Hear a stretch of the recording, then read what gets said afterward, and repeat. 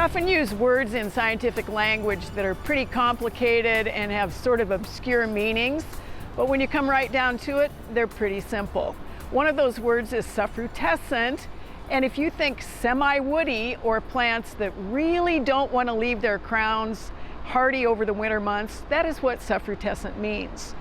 One of the reasons that's an important term to understand is we have a handful of plants in the plain states that do have that habit. That means the crown is woody or solid and strong, and the top is not. That's where the word semi-woody comes from. And we want to manage those a little differently than we do standard perennials or standard shrubs. So of course a perennial has stems that are not woody, and they have the water pressure to hold those stems upright, and then they die to the crown, or if they're a little bit semi-evergreen, we can leave that foliage stand over the winter months.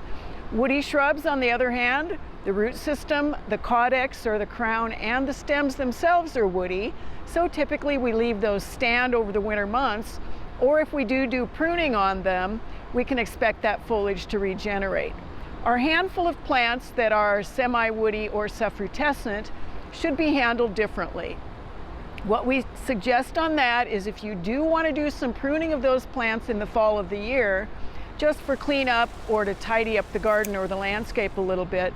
do not take those all the way back down to the ground or down to 4 to 6 inches above the ground. What you want to do is leave 18 to 24 inches, if at all possible, make those pruning cuts, and help protect the crown of the plant over the winter months. Part of the damage that can occur with some of the suffrutescent plants, or the ones that are a little bit marginally hardy but they're shrub-like, is that if they have a hollow stem, like hibiscus as an example, you can get water down into that stem that can go down into that woody crown or that semi-woody crown and crack it in the winter months as that water expands and freezes. The other thing that can happen with a suffrutescent plant like butterfly bush or blue mist spirea is we leave those big stems standing over the winter months, and then if they do refoliate or leaf out the coming spring, you have all sorts of sort of dead bare twiggage at the base. You have a bit of leafage at the top, but at the base of the plant you don't get that regeneration of the ground foliage, and that's really what you're after. So to manage those suffrutescent plants properly, you want to do the pruning cuts